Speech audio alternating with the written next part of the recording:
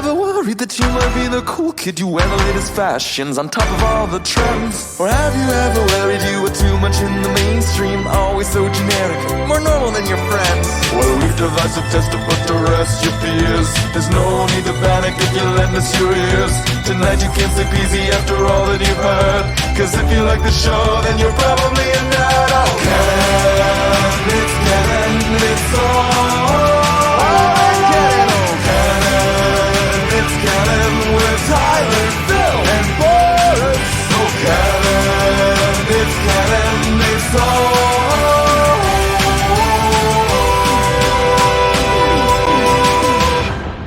in Canon.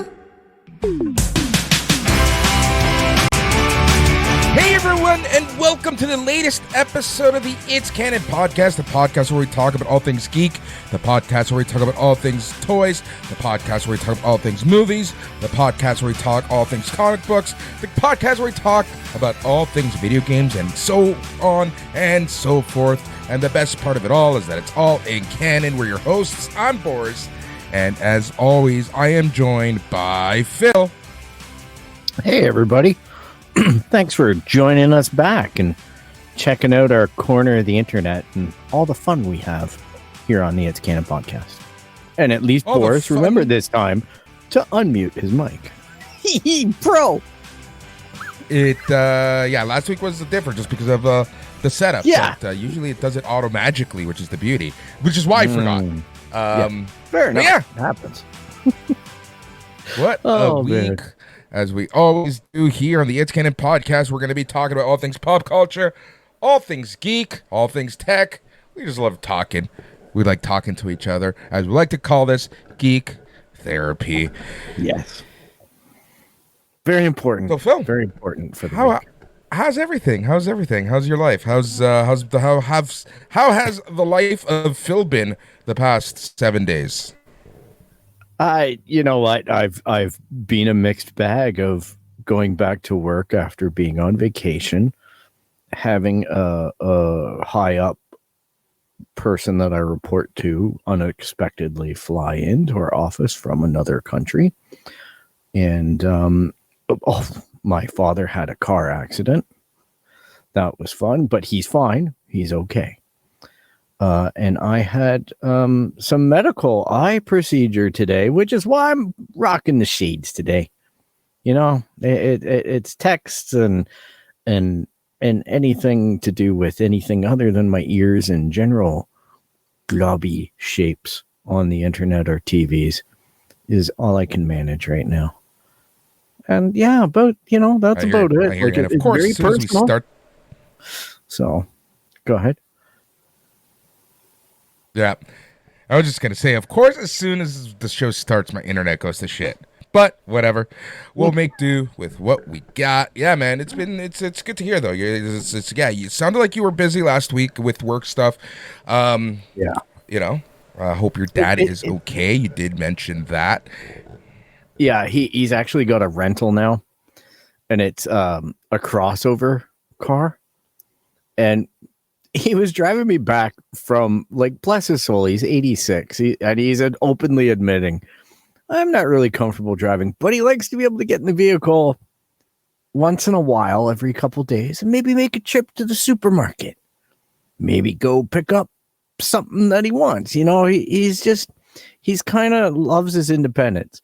But yesterday, I had to show him how to use the gas pumps at the Esso.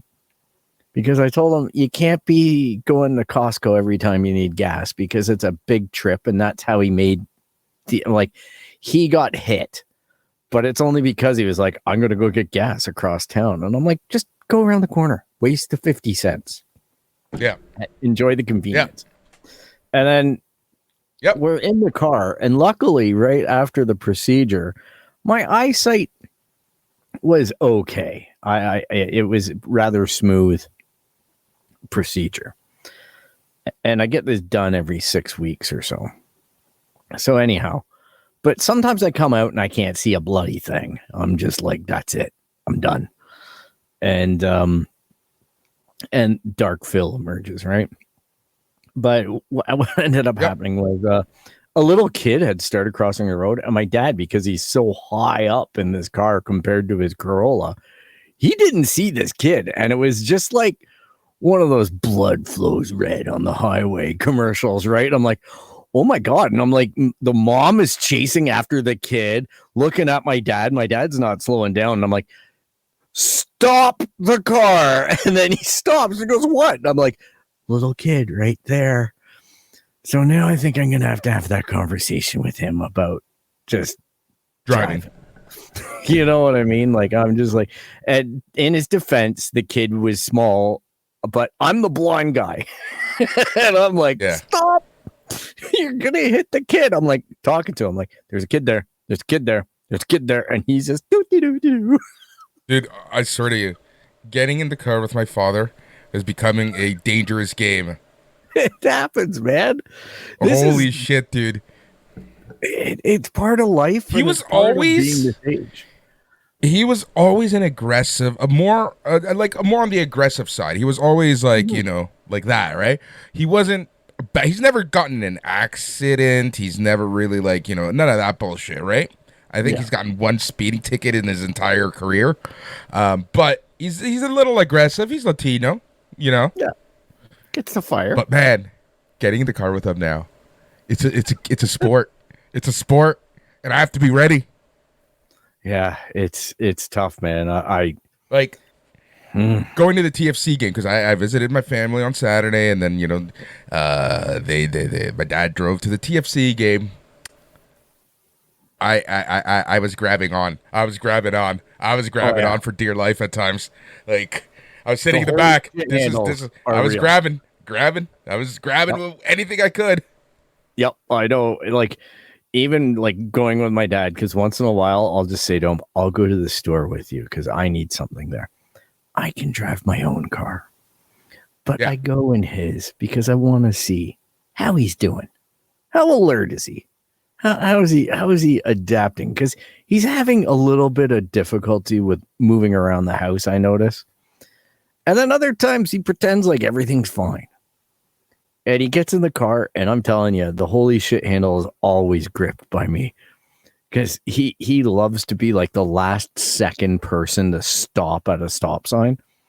And it's reprogrammed me as a driver now that I am the exact opposite way.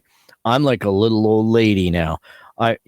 His new car has 121 horsepower, which is nothing. All right. That's like a go-kart. I know. And he's just like, oh, this thing handles great. It's peppy. It's all this because it's got 110 pounds of torque. So the thing has a bit of pull off a line, but it's not an electric car or anything. It's not like zapping around. My car has 170 horse. And mine's nothing to boast about, right? But it's the most horsepower I've ever had in a car. And I can go in that. And even now I'm like, nope. Speed cameras, nope. School zone, nope. Ticket, nope. I'll just, you know, if I get into that Canadian standoff at a four-way stop, I'm like, oh no, you go ahead, dear. You go ahead. I'll wait. Yep. Oh. I had the most embarrassing thing happen to me on Saturday. Oh no, what? Okay, so after the TFC game, my buddy Kevin, you know, guy who wrote this, our theme, go out for a couple pops. He's off baby duty for the night, so he wants to have some pops. We ended up meeting a friend on the East End, Queen and Broadview ish. Okay, you know, it's a nice area in Toronto. Blah blah blah blah blah. A lot of cheap bars. Boris loves the price, so we go there. Start drinking somewhere between 10 and 12 p.m. And I say that because they had a second happy hour at this time. Whoa. Dude, the pints of the 16-ounce pints were costing us $6 each. Whoa. Right? Oh, that's gonna be a bad Sunday. Oh, no, I was fine on Sunday. I was actually fine. Whoa, yeah. And the funniest part, the worst part, and this is one of those longs or short story longs, because none of this has anything to do with the actual point of the story. But I like leading up to it because, yeah. Okay, so then my friend, she's doing her dog walking. She ends up meeting us at about like 11:30, 11:45. Another friend shows up. We're just having fun. There's UFC on. We're sitting on the patio. There's dogs allowed. This place is packed. This place is having celebrating their anniversary party. And like it's $5 Jaeger, $5 Jameson. Whoa. Super cheap beer. Dude, it is insane. We had a respectable amount to drink, but I wasn't like anything crazy, right? Yeah. Because. So me and my friend, we decided to go back to her place, and she's like a 15-minute walk. The previous night, I had walked 24,000 steps, about 17 kilometers. Wow. So on this day, I was already starting to feel a little tired, and I was just tired in general. Like, Saturday was a busy day. Go to the TFC game, blah, blah, blah, blah, blah. Down on you, the heat. Yeah. And Kevin and I only had 2 beers at the TFC game, but they cost us $20 each. Yeah, they're expensive as hell. It was also the big ass buds, right? Like the king size buds. King size cans. Yeah. Anyways, it's about 3 a.m. Pay the bill. Take some beer to go because a lot of bars are allowed to give you like pack up beers for you to go. I guess that's allowed. And anyways, it sounds very shady. Oh, it's shady as fuck. Walking to my friend's place. She lives, in the East End, Dundas-ish, just east of the mall and whatnot. As we walk into her place isn't shade or anything, but there's always cop cars there because it's 3 apartment buildings, and you know how it is in Toronto, right? So as we're walking, there's cop cars there. I've had a Achilles injury for the past 5-6 months. I don't know what I did. I did something to my Achilles way back when. 24,000 steps. Well, and that. No, you know what I mean. Like it's like the Achilles. It's been bad for a little while. It's sore. Yeah, and it's been a few months. Anyways, I take a step with the bad foot on the up on the curb, and my foot just gives up. Yeah, dude, I fucking nosedive right in front of 6 cops at 3:30 in the morning. As my friend has an open White Claw. I felt so bad that my shoes fucking flew off. Number 1, it's embarrassing being with her. Yeah. Number 2, the fucking cops. Yep. Everyone had a good laugh. Like I was fine. But just my bad foot sometimes just gives away. It just gives up. Says, "Fuck you, Boris. I'm not moving anymore." But it was like, oh my God, right in front of the cops. It was if my friend was not a white, blonde, blue eyes, I don't know what would have happened to me at that moment. Yeah, exactly. Oh, I know what you mean though. Like the older I get, first of all, I've talked about this with other friends, and we're a little bit of an age apart.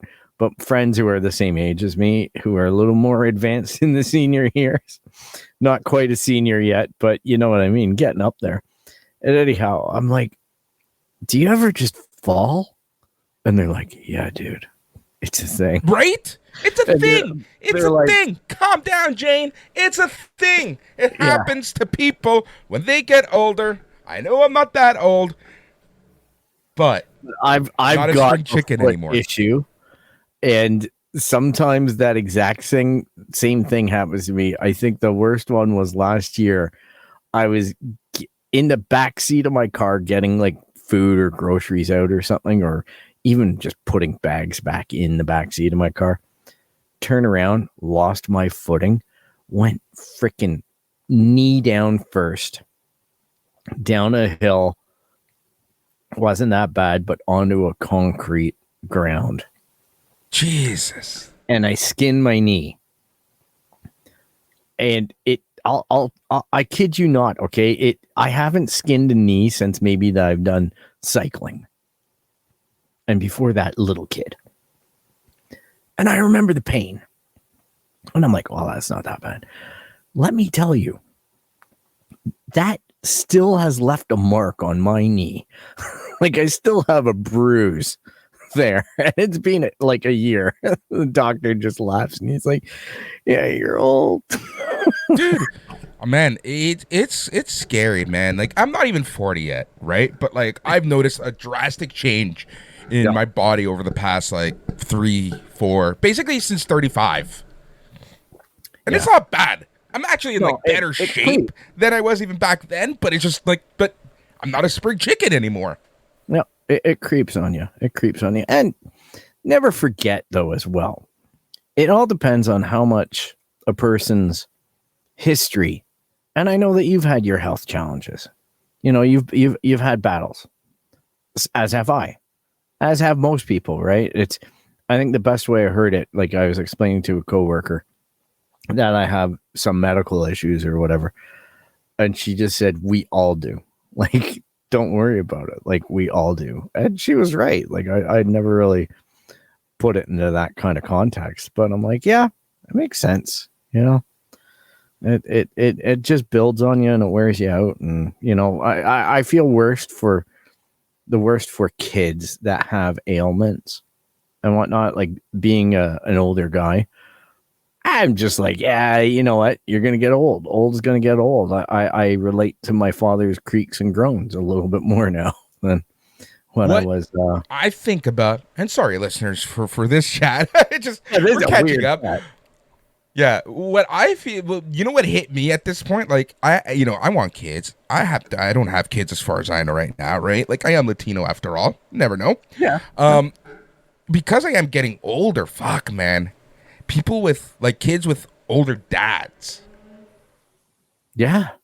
It's a thing, man. You got to support them through like university and you're going to be in your, 70. Like, yeah. Fuck me.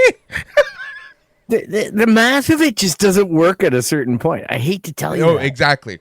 That's if kind it of does happen, then you're in this world of shit because you're not going to be able to appreciate the growth. Right, you're not going to be able to. That's kind of where I am at this point. It's like, okay, Boris, you got to figure shit out very soon, and because what I want isn't becoming realistic. You know, isn't realistic? Isn't smart? Isn't logical? Not only for myself, but for the poor kid. Yeah. That's that. Speaking of age. Maybe that's why we're little kids on the show, right? Like we're into all the immature stuff, I guess that people would say. Yeah, immature. Speaking of which, talking about age and getting older and all that stuff.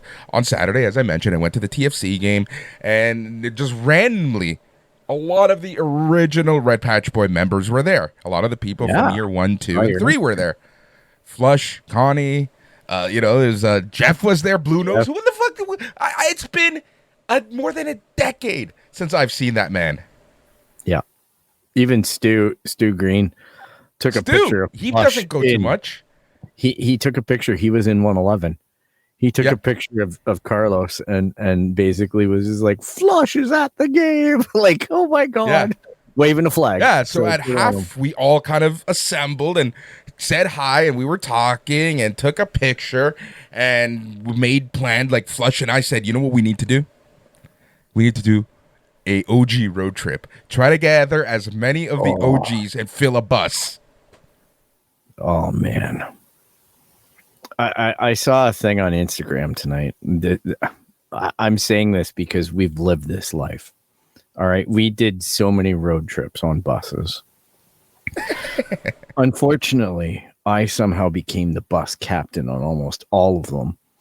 So I had to control the manifest. I had to control the interface to the driver.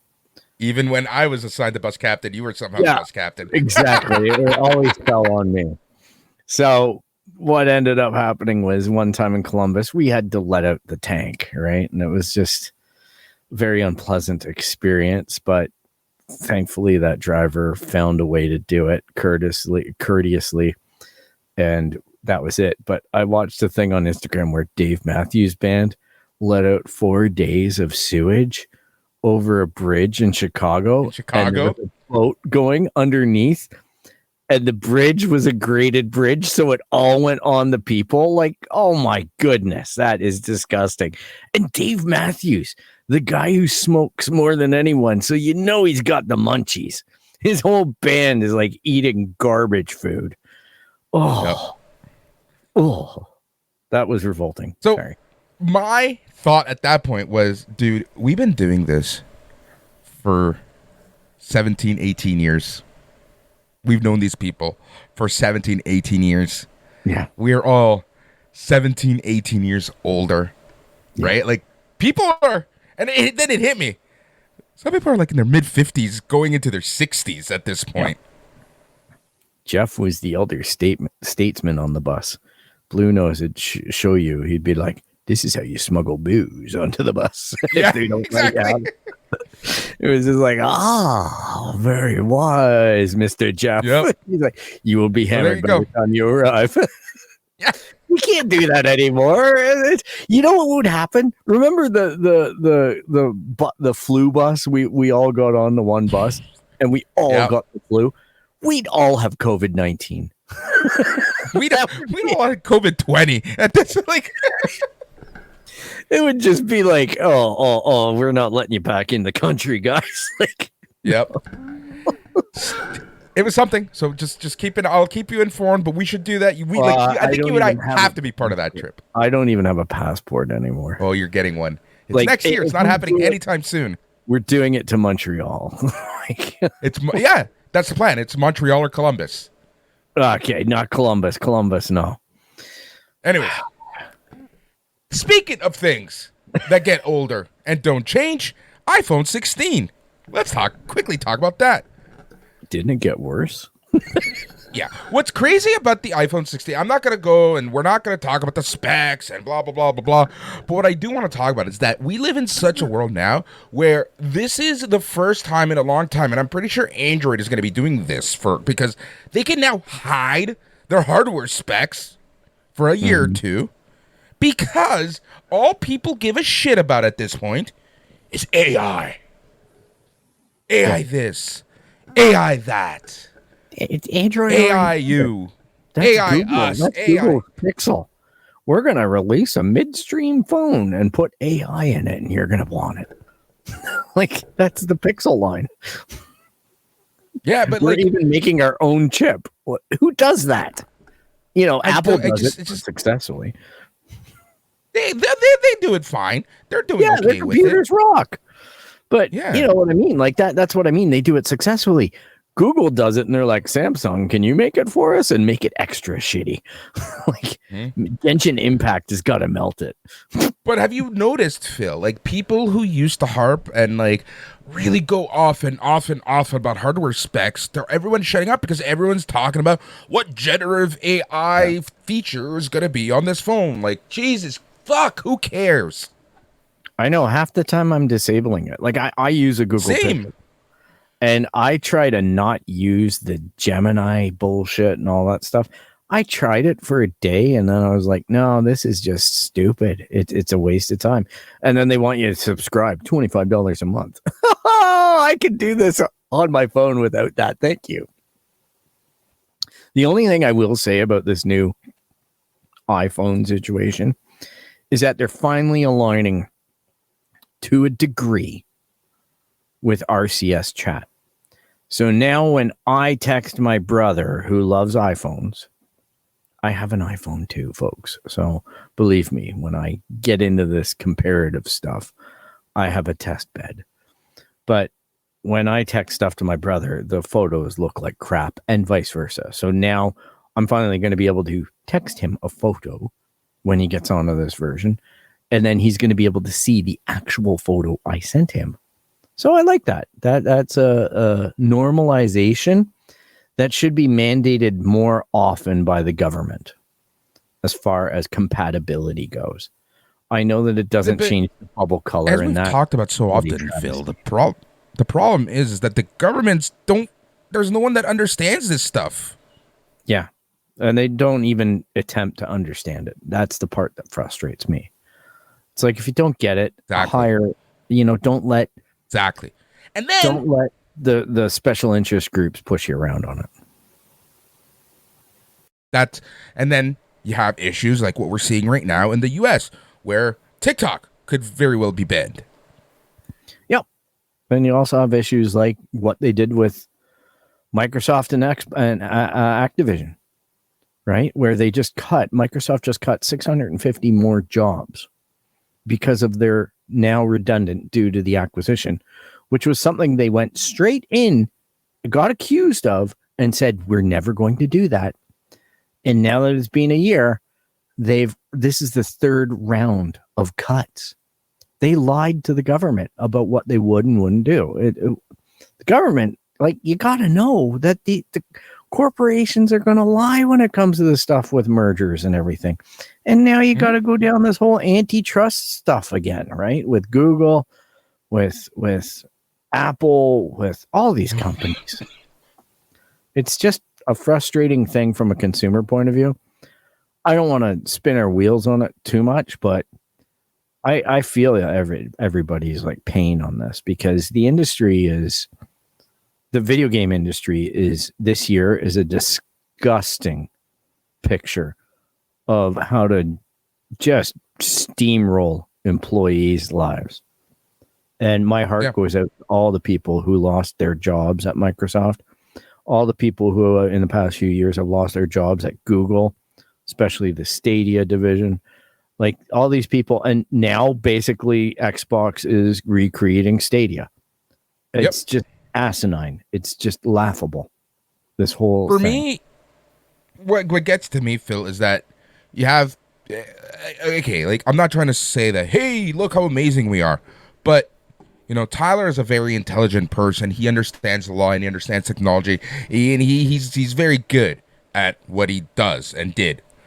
He used to work for lobby groups, remember? Yeah. You and I have worked in the tech industry for how long? A combined, freaking 60 years at this point? I would say 50. Probably about 50 years combined. Okay. So, for me, the fact that we can see these trends, we can see this stuff happening so far ahead of time. Go back to listen to our shows from 2021, 2020, late 2021, 2020. Yep. And we've literally described what the tech industry and the video game industry and the movie industry has become. It's scary that we almost called it step by step. It was the even calling out Game Pass for what it's doing right now, abolishing tiers, introducing new tiers that have less access to games in order to force you into the upgrade to the Ultimate, and raising the price of Ultimate all at the same time. It's just, wow. Just mind. We called that, you know what I mean? And a lot of groups, to their credit, have called it inside games. I've seen a lot of people on the internet expressing the same fears, expressing the same doubts about streaming's viability, expressing essentially like we were talking about the other week. We now have the TV model that we tried to all cord cut from. We have to sit down now and watch Amazon Prime Video with ads. Pluto TV, it's free, but there's ads. There's ads. You know what I mean? And now we're getting cable service back on our streaming service with ads. In a world where it's all about age, when we had PVRs and we could fast forward through ads. In a world where profit is king, streaming and that model just doesn't ever make sense, and that's part of the issue, right? It's just it just doesn't make sense that and ad companies are companies in general, they're willing to spend money on ads. They want to spend money on ads. For some reason, they think ads still work. To be honest, they do. So we knew that we were gonna get to a place where this was gonna happen. But for me, it's more, not only are we seeing ads, but we're still paying. We're paying a fee to see them. Like, it's crazy. We got streaming services to get away from commercials and shit like that, but somehow, we're paying to watch commercials at this point. Yeah, and they're being introduced against our will, against the original agreement. It's like making a deal with Vader. Pray I don't change it anymore. Like, it's like, holy crap. And then companies like Disney pull moves where they try to hold up a streaming service contract and say that we can't be sued because you choked at one of our restaurants because your husband signed up for Disney Plus 2 years ago. Or it didn't choke. She had anaphylactic shock. So she ate something that she was allergic to. She went into shock and she ended up passing away.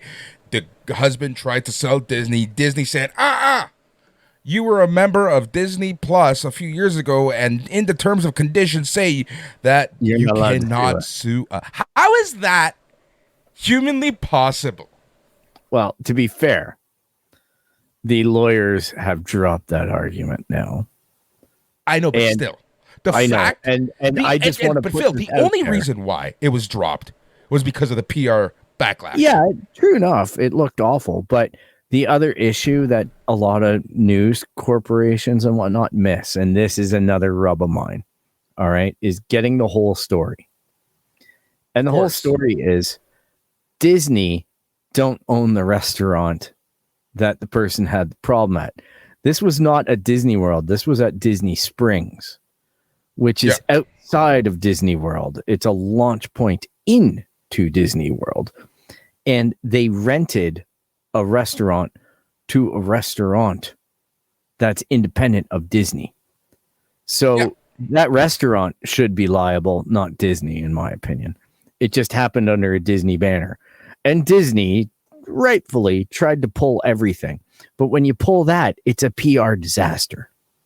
And that's what really irked me, is that this is a shitbag company doing a shitbag move on some people who suffered a tragic loss. So that showed poorly, as far as I'm concerned. For the Mickey Mouse Ears company, that was not a very nice thing to do. To say the least. To say the least. Emmy Awards happened last night.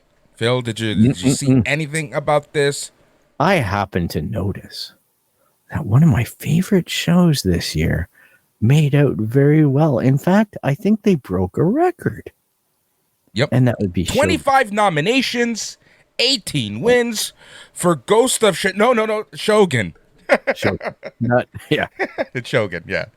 No, it's excellent show. For anyone who has not watched Shogun yet, we'll go and watch it. It was one of those shows, as we were talking about last week with Snowpiercer, I would stay up until 3 a.m. to watch that next motherfucking episode because that show had me hooked by the balls. That there was such subtle brilliance in the show too, just in how they constructed it. And the part that always blew me away was I was enjoying reading the subtitles and hearing the translation, like how she was manipulating the conversation with other Japanese speakers. And you could see that what she was telling the other guy, what she said, wasn't what she told them in the subtitles, and vice versa. So I really enjoyed that interplay more than I should have. Fantastic show visually, well acted, and one of the true great shows of 2024. We've been blessed with a lot of good TV. The Bear being another one. You've turned me on to that, and holy crap, I've not stopped recommending that show to people I work with and friends, because I'm like, I don't know what it was about just the right level of drama and just everything. I'm a big sucker for, me. You had the same issue or the same affliction with Anthony Bourdain, right? I used to love watching Anthony Bourdain, and that was just, I really enjoy The Bear. One of the best watches I've done in a long time. Still recommend The Bear to anyone I talk to if they haven't watched it. Yeah, Alex, the new season was late today. I told him about it, and I think he binged it last summer in just a few days. Yeah, I told my buddy, like everyone I've told about. So The Bear cleaned up also. Before we go into some of the categories, I just want to like quickly gloss over some. The biggest like kind of like takeaway outside of Shogun, outside of The Bear, outside of Fargo, and those is kind of like how a network or the suits, the executives, the powers that be define the show, because there's been a lot of talk about The Bear being considered a comedy. What? Yeah. Really? The Bear was entered in all of the comedy categories. No, because they didn't want to lose to Shogun. That's literally what I think. Yeah. Makes sense, but it's not a comedy, ladies and gentlemen. I think that's another way to get a new audience, too. Oh, check out the comedy award winner. Oh, The Bear? I didn't know it was a comedy. I'll check it out now. Yeah. Whoa, what the hell am I watching? Oh, I'm hooked. Best supporting actress in a comedy went to Lisa Colon-Zayas from The Bear. Yeah. Not shocking. Best supporting actor in a comedy went to Cousin, aka The Thing, from The Bear. Oh, he's going to be The Thing. Didn't realize that. Yeah. Good for him. Another show that cleaned up was Baby Reindeer. It's a tall thing. Oh, yeah. Okay. We got Slim Jim thing, I guess. Fargo did well. Best comedy, guest actress, Jamie Lee Curtis, The Bear. The Bear. Yeah. Again. Best comedy guest actor, John Bernthal, The Bear. Oh, The Bear. Yep. That's awesome. Like, Disney's got to be really happy at this point because they own FX, right? Yeah. One show that I'm surprised won Best Animated Program. These were the nominees. X-Men 97, The Simpsons, Bob's Burgers, Scavenger's Reign, and Blue Eye Samurai. Do you know which one? Samurai. Blue Eye Samurai. Yeah, well deserved. I think that is a very good and detailed and surprisingly long season. I still haven't finished it, but holy crap, it's intimidating because some of those episodes are like, oh, this is my night. Like, this is it. Best documentary or nonfiction special went to your boy Jim Henson's Idea Man on Disney Plus. Ron Howard, good job. It was a very watchable film. Best documentary or nonfiction series went to our boy Beckham on Netflix. Good for him. That was a good one. Did you watch it? I think so. It's very forgettable when it comes to soccer sometimes. The only thing I recall watching with any enjoyment was the Tika Waititi Next Goal Wins from last year. Oh, yeah. But I did watch Beckham because I think Grant Wall was in it. Yeah. Or you know what I mean? Like I just wanted like, and it was Beckham, right? Like that was a huge thing. That's right. I remember watching it now. Yeah, I watched it. No. Yep. But you know what the funny part is about The Bear being considered a comedy? What's that? They didn't even win Best Comedy. Wow. Yeah, if it's not really funny, it's dramatic. But there was a whole bunch of shenanigans that went on they because got beat up by. Originally, Shogun was supposed to be limited series, and then they moved it into dramatic episodic or whatever it was because they signed on for more seasons. So it was originally just supposed to be a one and done because that was the book, ladies and gentlemen. Yep. The interesting part, though, is that because of that move, basically the shift of Shogun going from a limited series to a full dramatic series opened up the floodgates for Baby Reindeer to essentially win all of the limited series Emmy awards. Right. I've had that one on my radar, but unfortunately, it's not my bag. I know it's good. I've heard it's good. A show that I know as a fact is filming right now, because they were filming in my neighborhood not too long ago, is What We Do in the Shadows. I cannot wait for that next season and the last season. Interesting. Haven't heard of that. Good. It's dude, Disney, watch it. What We Do in the Shadows. It's based off of the movie What We Do in the Shadows. It's basically a mockumentary about vampires. Interesting. I don't know if that's my bag, but I'll give it a shot and see if it hooks. I think you'll like it. I think you would like it. Trust me. Have I ever steered you wrong? A few times, but we won't talk about that.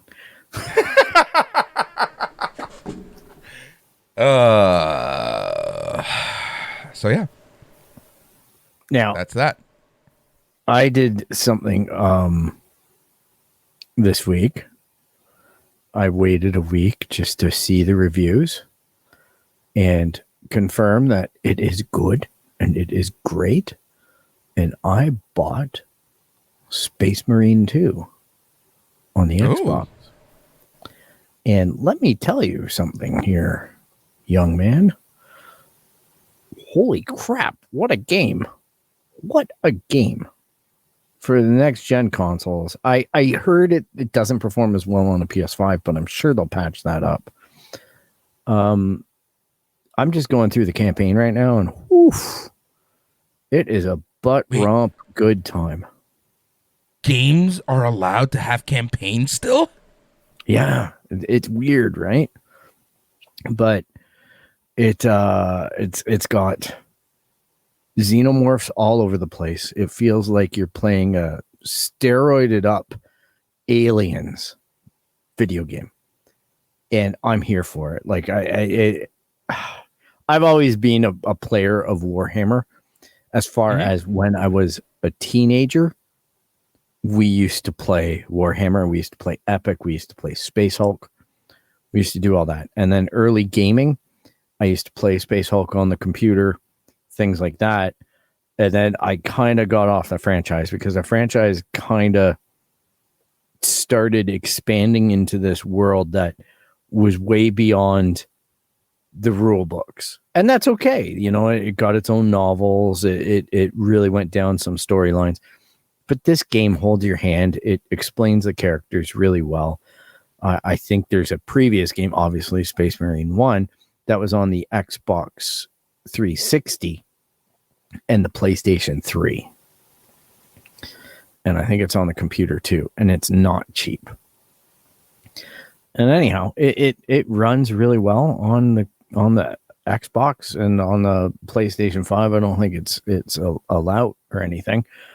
I recommend it. There is an online component that introduces completely new scaling of how you build your Space Marine and outfits and everything like that. It's got the whole monetization thing going on that way. But overall, I gotta say, I really am enjoying just sitting down and blasting through a level of xenomorph wiping, like, and it's bloody. It's very, very violent. Very cool. Very cool. Sounds up my alley, man. Have you, speaking of xenomorphs, have you watched Romulus yet? I'm waiting for it to come out on digital. That would not be one for the theater. That would be me going to the washroom for 2 hours. Just going, I'm scared. I've got diarrhea. I hear it's good. I heard it's one of my friends, she watched it and she loved it, and it's like, oh yeah, cool.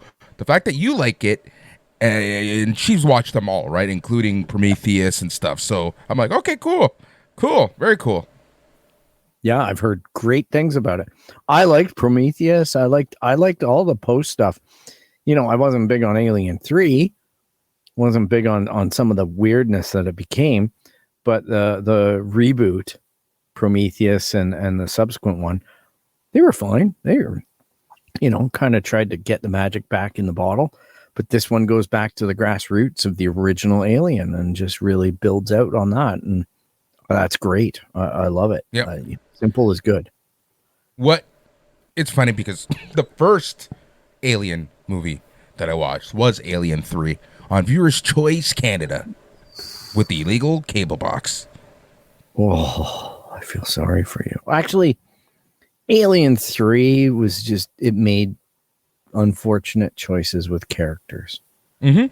It did. That was the one. Now that I look back to it, but I'm like, as a kid, you're like, oh, this is cool. This is cool. Yeah. And then my brother, he's like, oh, you like this? Let's watch the original. So we watched Alien and then Aliens. And yeah, out of the two, I was more like a bigger fan of the James Cameron doing his thing. Yeah. Right. Yeah, but then now, awesome. But what's funny is now I appreciate Alien more than Aliens. Yeah. That's one of the few horror movies that I dig. Like, I'm just like, I'm here for it. And in fact, to the point where they did a James Cameron 4K re-release this year, and I ended up picking up The Abyss 4K disc and Aliens because I'm like, you know what? Aliens, the movie, was one of those things that my parents would go and rent a VCR at Consumers Distributing. All right, this is how long ago. They used to rent Laserdisc players and VCRs. And we'd either get one or the other. And the selection of movies at the time was crap. You didn't have a Blockbuster Video. You had Consumers Distributing, which was you had to shop from a catalog, right? And you didn't buy it. You just rented it. They had the model to rent it with the player. And you could rent 3 movies. And every weekend we'd go and we'd rent this thing. And we'd rent 3 movies. And one of them was inevitably always Aliens. And my parents didn't know what we were watching because they didn't watch it. They didn't want to sit around the TV all the time. So what we ended up doing was my brothers and I would rent Porky's. And then the other one that we'd sneak in was Stripes, right? If it wasn't one of the regular, like if it was the kids got to pick it.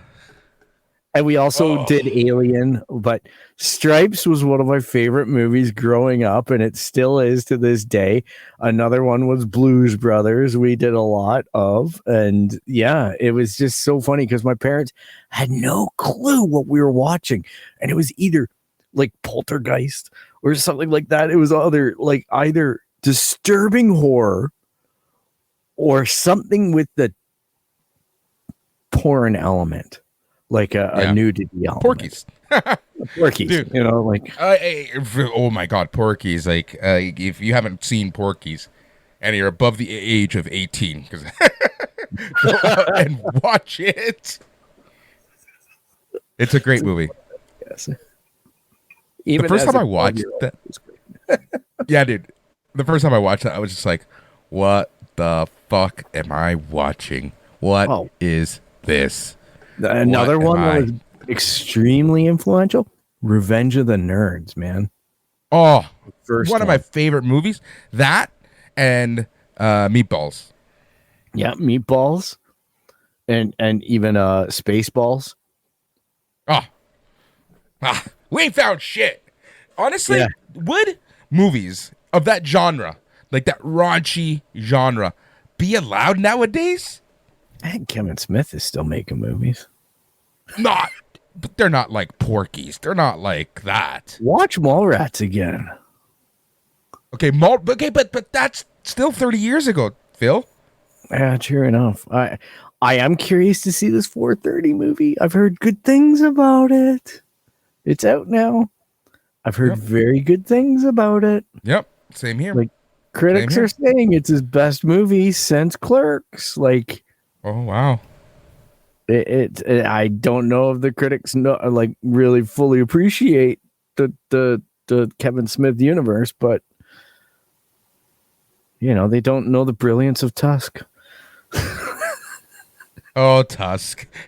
We got to check it with Dax and see if he watched Tusk finally. Oh God, are yoga hosers? Yeah. Yeah, so going back to Alien, I'm really looking forward to this Alien Earth show. Comes out first half of 2025. It's the prequel to everything takes place on Earth, but apparently we will be seeing the xenomorphs. So that's very interesting.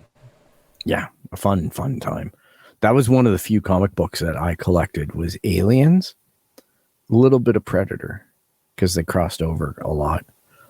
But Aliens was one of the comic books that I really collected. And I even recently bought some issues.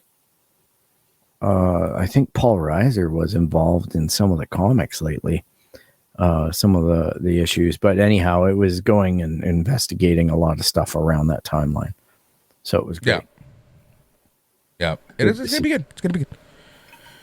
Yeah, it's interesting. Like, as we were talking about last week, and I was talking about, there's the networks and how the networks, like, just aren't sure what they're doing.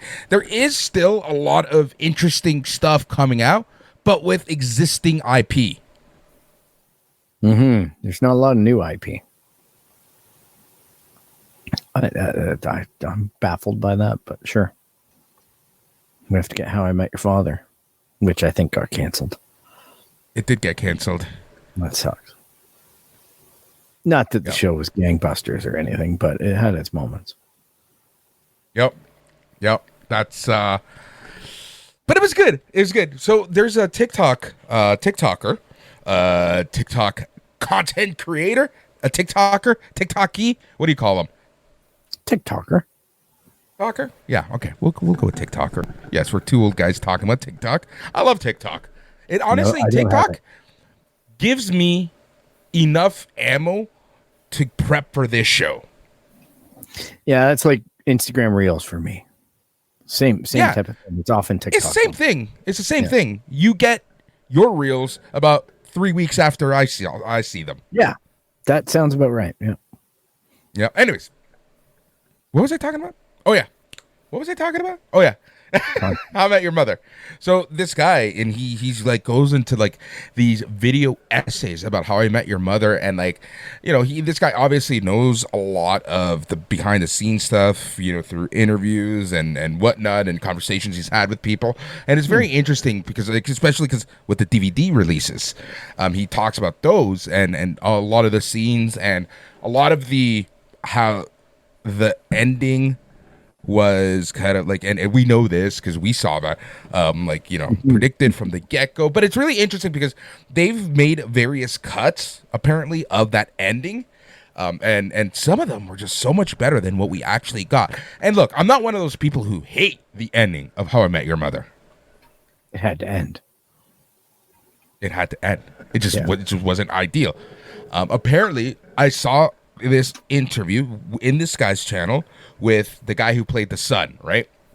And when they were getting older, like him and the daughter, that's at around season 2 is when they decided, okay, you guys are like hitting puberty really fast. We got to film everything now. So they made them sign NDAs and blah, blah, blah, blah. And they were told one possible ending. And funny enough, that possible ending wasn't the ending that actually aired. So it's just interesting, right? Yeah. They knew that they wanted to get to Robin. That's all they knew at some point. They knew that at some point they wanted to get back to Robin, but they didn't know how they were going to do it. Yeah. And you know what? The funny thing is I have all the DVDs, I think. I obviously haven't watched the extras. I have season 1, 2, and 3 on DVD because that's funny enough. Season 1 and 2 is how I started watching that show on DVD. Yeah. I started watching the show like on cable around season 3. So, yeah, DVD. I think I've got everything but the last season on DVD.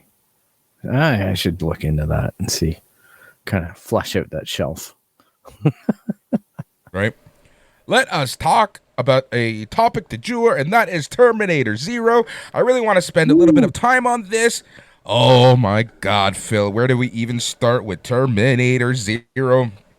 First off, let's talk about when I first heard of Terminator Zero, I was very skeptical. I was very skeptical, and I knew I shouldn't have been. But because it's so different. The story you knew was going to be so different from what we think is canon and lore of Terminator that I really wasn't sure how it was going to go in a anime style that takes place in Japan and all this and that. Like, I was very skeptical about how it was going to be presented and what changes were going to come. And look, I'm all for change, right? The way that, like with Star Wars, like whatever, just bring it. But personally, I was very skeptical on how this was all going to come together. How about you? What were your thoughts when you first heard of the show? I showed the trailer to my group of friends who are my age. And the feedback overwhelmingly was, so it's Ghost in the Shell meets Terminator. And that was the lens that we all looked at it. Like, yeah, this looks like something I'd want to watch, right? I have no idea about the content. But I thought, I've known this production studio for now probably about 30 years, if not more, of my life. Like, at least, well, I guess, Ghost in the Shell was like, what, 91 or something? So since then, it's been a long time.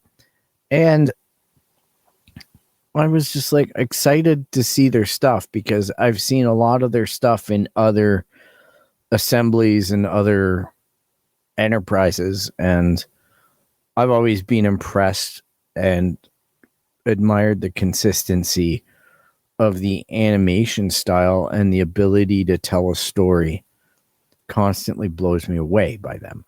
Now, as far as the lore of Terminator, I've grown up with it, but I've always found that it was very limiting in the sense that the trope was so hard to adhere to that it shut down a lot of other creative possibilities. Like, it was always going to be, can a Terminator get back 20 hours earlier? You know what I mean? Like, can we deal with that repercussion? Like, how do we deal with that wrinkle and things like that? Like, it was very cyclical. I did enjoy, I think the last Terminator thing I saw was with a new Sarah Connor. And I thought that show was excellent. Like, I just enjoyed the new take. Like the TV show from 2009? It was either the TV show or the movie thing that they did, and they recast Sarah Connor with this younger girl. And I gotta say, like, it worked for me. I was just like, you know what? This finally reignited the Terminator for me. Like, it was just like, but then it petered out. It disappeared, right? It was so, like one of those B movies. If you're talking about the Sarah Connor Chronicles, that's the Fox TV show back from 2008. Do you know who played Sarah Connor on that show? No. Who? What's her face? She was in Game of Thrones. Emilia Clarke? No. Cersei. Forget her name. Oh, Cersei. Interesting. We need that feature that's on Amazon Prime. Lena Headey. Lena Headey. Yep. Interesting. Yep. I think it's here. I'm going to Terminator share again. Salvation. Salvation? Is that it? Oh, Salvation. That's the last movie. Oh, 2009. Maybe that's it. That's the TV show that we're talking about. Yeah. Anyways, Terminator Zero. Now, obviously it comes out late August. I watched it a couple weeks ago, and we're not going to get too much into the spoilers because I know some of our listeners specifically mentioned, takes a while. Don't spoil it because they still haven't watched it. I know Alex still hasn't watched it, so I don't want to spoil it for him either. For me, what it was about this was something that I think a lot of people and creatives forget about Terminator is that it is human focused. And what I loved about Terminator Zero so much is that it really questioned the morality of all of the humans in the flashbacks to 1997. Yeah, it had a very interesting way of dealing with technology and mankind, which again, I think is the magic of a studio that does things like Ghost in the Shell, which questions soul versus artificial soul or robotics, that type of thing. This went down a very similar vein in a different approach. And it doesn't really hit you until later in the show, which is when it gets really interesting, because a guy basically creates an AI called Kokoro. And it was just interesting to see how that all unfolded, because the whole series ends up being a teased out until, you know, the ultimate end, which I won't spoil for anyone. But just the groundwork is, you know, Kokoro is Japanese for mind, spirit, and body. And it's just like this. It was just really well put together and stitched together. And I was blown away. I'm wrong. Last week, Boris called me on it, where he said, "Hey, Phil, just wait until those last 2 episodes." And sure enough, those last 2 episodes, it didn't reassemble the way that I thought it would, like the jigsaw. So bonus points. They did a good job. And for everyone listening, Terminator Genesis with Emilia Clarke as Sarah Connor. Funny enough. That was a good show. That was a good movie. For me, Yeah, funny. I just like the newer. Now, back to Terminator Zero. What's funny about Terminator Zero is something that, like, we explore a lot on this show, especially when Tyler's around, so he can keep us focused. And that's, again, you and I are in the tech industry. We see a lot of tech. We know what's up. We know what's coming. We know this. We know that. And sometimes, you know, especially knowing certain things, like not that like there's like big secrets, but just seeing the tech trends, right? Yep. And seeing that, like, this whole AI trend. Yep. You know, sometimes we're NFTs and stuff like that, right? We're the ones who say, don't buy into this bullshit. This is bullshit. Or don't download this, or don't, you know, whatever, because it's not good for you, or it does this, or it does that. I kind of like that exploration. Like, I understand that the Bane scientist character in Terminator Zero, he has other reasons to hate AI and robots, but it's ironic that he works with AI and robots, but he's still like very much like, be fucking careful. Yeah, and it was just interesting how he's very insistent with his family about their distance to AI, and yet there's an oxymoron in there that becomes apparent during the series that I'm like, okay. So yeah, it was just like such a fun take, and yeah, it was very relatable.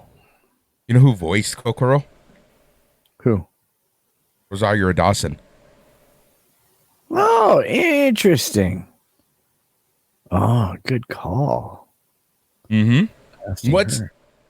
So again, not to give too much away, but what I was again nervous about with this show was a new take in this anime world that adds or changes lore based on what we know with Terminator, right? Like, very basic.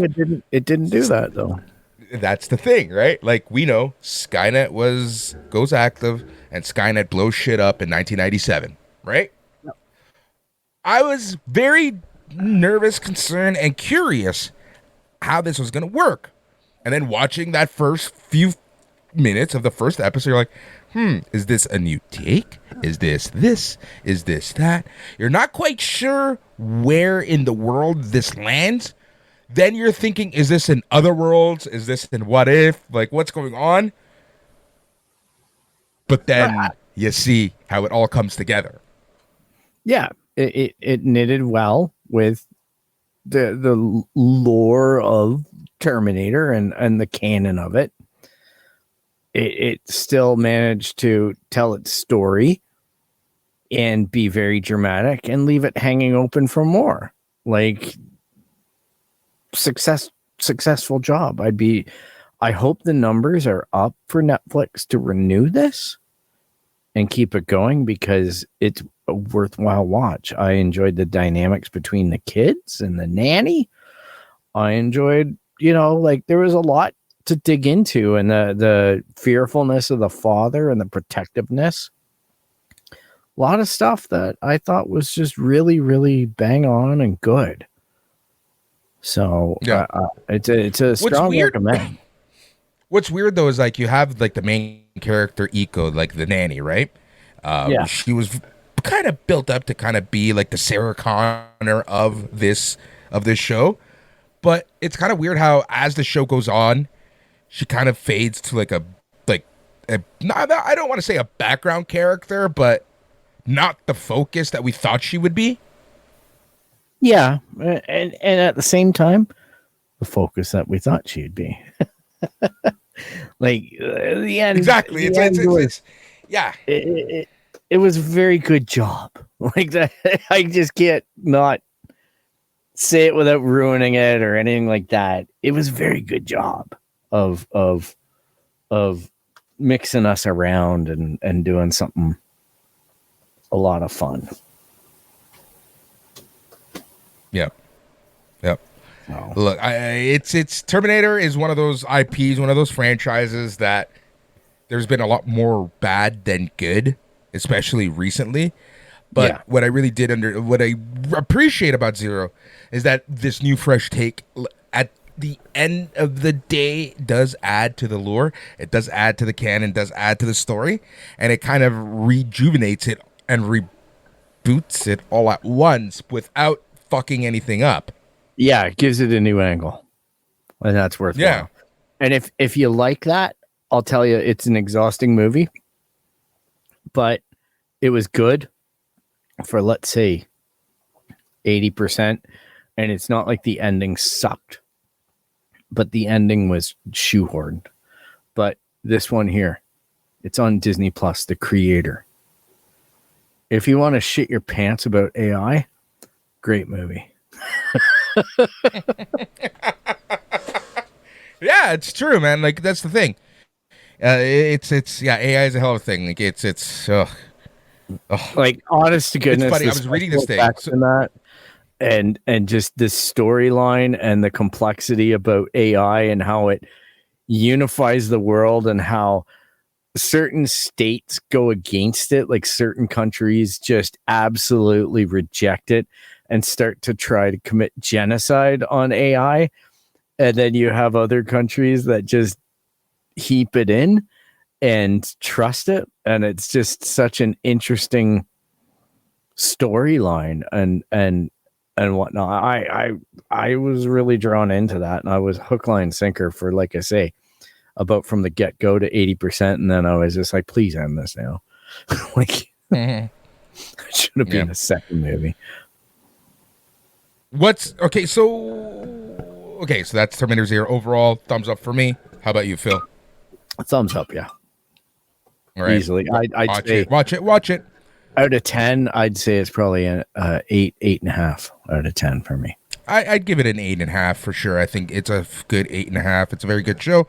Draws you in, keeps you interested. You want to know what's happening. And let me tell you this, even if you have ADHD and, blah, blah, blah, blah, blah, you're not going to guess how this ends. I can tell you that for sure. Yeah. Yeah. I'm really good at predicting endings of things. I thought I had this one in the bag, and I was just like, oh, no, hold my beer. No. I did not see that turn.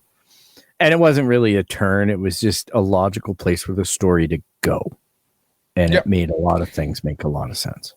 And it puts it in a position where it can come back, and it also finished its story, so it doesn't need to come back if it doesn't come back. So that's the beauty about this at the end of the day. So, Phil, let's talk about really before we go, and this is more of a quick fact. It always scares me when I read that thing that, if AI was smart enough, it wouldn't let us know that it's actually smart enough. You know what I mean? That's a scary scenario. Right? Yeah. It makes me wonder when I see those YouTube videos or whatever where they try to uncover something and say, oh, this person quit Google and they're just saying that they have a live AI and they passed the Turing test and all this. And I'm like, and Google are like pushing it down, going, no, it's not real. Like, try Gemini. That's how advanced we are. Like, it really scares me in the sense that I think AI is still just a really, especially when we're talking about AI for phones. All right. I don't have much firsthand experience with ChatGPT, and I'm not interested in trying to teach it because that's my attitude towards it. But I am the stuff that's on our phones is just stuff that learns our behaviors. It learns our repetition. It learns our frequency. It needs a data model. It creates a data model about you. The part that bothers me is who owns that data model. Mm-hmm. You know what I mean? At a certain point, every single user has to trust Apple or Google or even Amazon, right? Like, these companies, that's what they're making money on. If you look at Amazon, its moneymaker is no longer products. You'd think it's products, but it's no longer products. Its data model is advertising and data, data trafficking. Yep. Same with Google. 80% of their stuff is data trafficking. It is ad revenue and customer knowledge. This is valuable in the marketplace. And you have to shop wisely. You have to choose who you're willing to trust. Right? Not for 1 minute do I trust any of them, but I have to trust 100%, somebody. Phil. I'll trust Google personally, but that might not be what you want to do. Apple says they're not going to sell your data. I'll guarantee you Apple sell your data at some point. If the financials get bad enough, they're just not going to tell you. And that's the same thing with AI. When it gets maniacal enough, it's not going to tell you. But right now, it's a data model. That's exactly it, Phil. Yeah, AI is a hell of a thing. I don't know where we're going to be going with AI, but you know what? That's one of the things that we're going to be talking a lot more here on the It's Canon podcast. But Phil, having said all that, you know what time of day it is. Right. I do. It's time where we can tell you where to find us, and you can find us at www.aplusproductions.com, and that's about as good as my reading gets, so I'm doing the rest by memory. And you can track us down on Twitter or X, Instagram, anywhere where you can find the It's Canon Podcast. You're going to find us at It's Canon Podcast. Check out our handles, check out our show. Leave a like and review of the show, and thank you for tuning in this week. We really do appreciate you tuning in as often as you can. We really do. I know it's a little confusing still. We're trying to wrap our head around all of the changes here with the whole A+ production stuff. You can search for It's Canon Podcast. You'll find the episodes, but it is now under the A+ Entertainment brand. It's just a small little change because we do so many more shows. We talk about sports, entertainment, and wrestling. But if you like the It's Canon Podcast, search for the It's Canon Podcast, or you can search for A+ Entertainment. As always, Phil, always a pleasure. Always a good time chatting with you. We'll talk next week. Same bad time, same bad channel. And we're going to be talking about all things comics, Lego, video games, books, and so much more. And Phil, do you know what the best part of it all is? Apparently, even if it's not in canon, it's all in canon. It's all in canon. He's Phil. I'm Boris. Until next time, stay tranquilo and good night.